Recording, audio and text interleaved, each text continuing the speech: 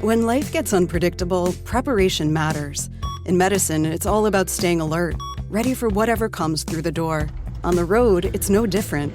That's why Volvo designs vehicles to help anticipate risk, reduce harm, and protect lives. The Volvo XC90's advanced safety systems inspire confident decisions wherever the road takes you.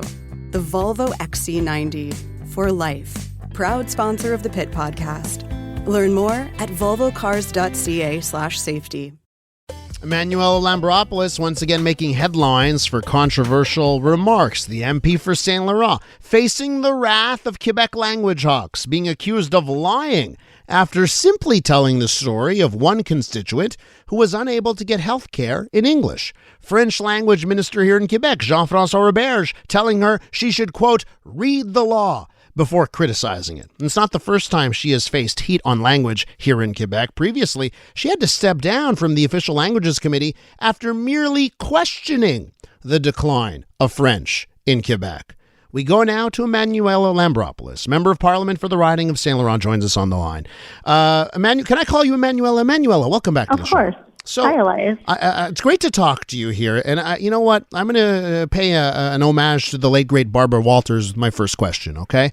Why are you so controversial? Well, I don't think I'm that controversial, to be honest with you. I don't think, standing up for rights should be considered controversial.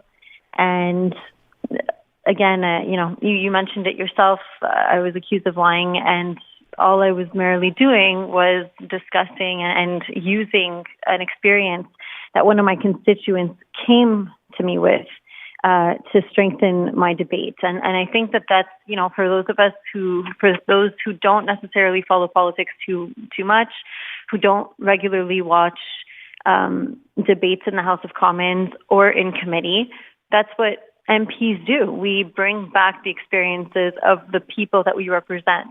And so if someone does come to me and say something like that and mentions that they believe that Bill 96 is what is causing this lack of access to healthcare in English, not because of what the bill says, but it is something that they are experiencing, then I think it's my duty to mention it when we're about to vote on whether or not to strike the reference to the Bill 96 in our own federal legislation. So what do you think's happening then in Quebec? Because when you simply in your previous controversy, hey everyone, can we determine if French is in the decline before we start talking about it? You just ask the question, you get in trouble. Then of course you tell a story, you get in trouble.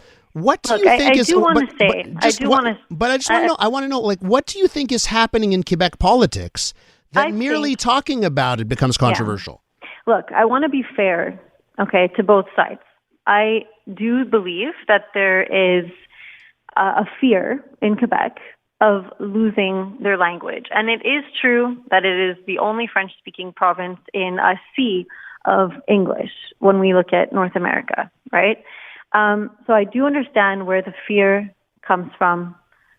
I don't think that that's a reason to take rights away from the linguistic minority. I do still believe that the federal government's job should be to protect that linguistic minority. But I understand the fear part, and I understand where they're coming from. So I don't want to be unfair and say that it doesn't come from anywhere and that it's not founded. Look, I understand, right? And we should be there to protect and promote French. I think that across the country, we should be protecting and promoting French, and even in Quebec, but not at the cost of the rights of the linguistic minority. As it stands right now, the Bill C-13, the reimagining of the Official Languages Act, would you vote for it as it is right now?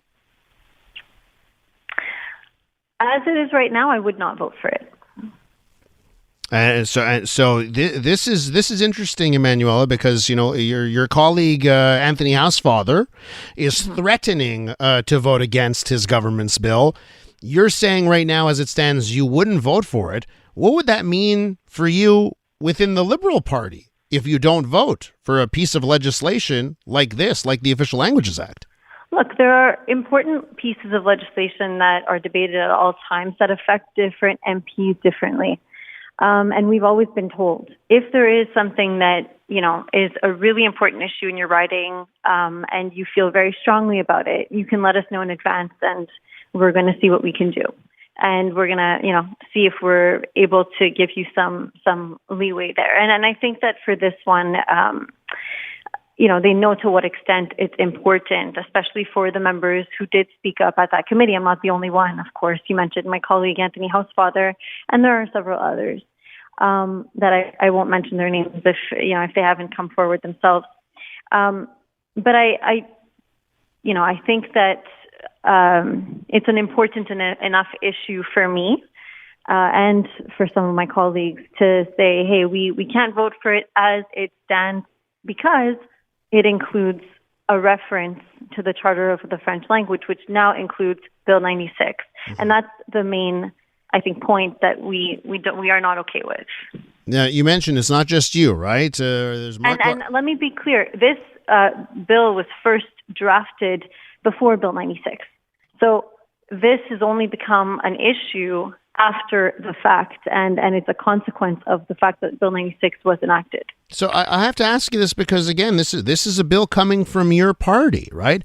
And it's not just you; it's Mark Garneau and Anthony Housefather and Patricia Latanzio, and maybe there are others who I'm told have gone to Ginette Petitpas-Taylor, the minister responsible, and says, no, this doesn't work for us. So what's happening inside the Liberal Party for a bill like this to get this support to go through? Do you when you talk to the members of your party that are pushing forward this bill, that are in favor of it, what are they telling you?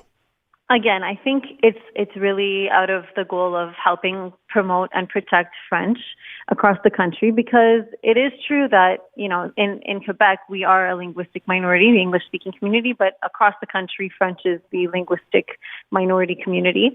Francophones are members of that community, and they have much less access to services in their language. So we do have to recognize that there was legislation needed in order to strengthen that protection and to make sure that we're promoting it. And so definitely the overall goal of the bill is positive, I think, and it had good intention. And as I mentioned, when it was originally drafted, it did not include Bill 96. So again, I think that once it was already going forward, it was difficult for, the government to then walk it back, and they were hoping that, I believe, that we can take care of that in committee. And unfortunately, it was defeated because of the opposition. For you, Emmanuella, in the Liberal Party of Canada, is this the big issue where you have the schism with the party, or do you feel there's other things that that you may not agree with how your party has gone?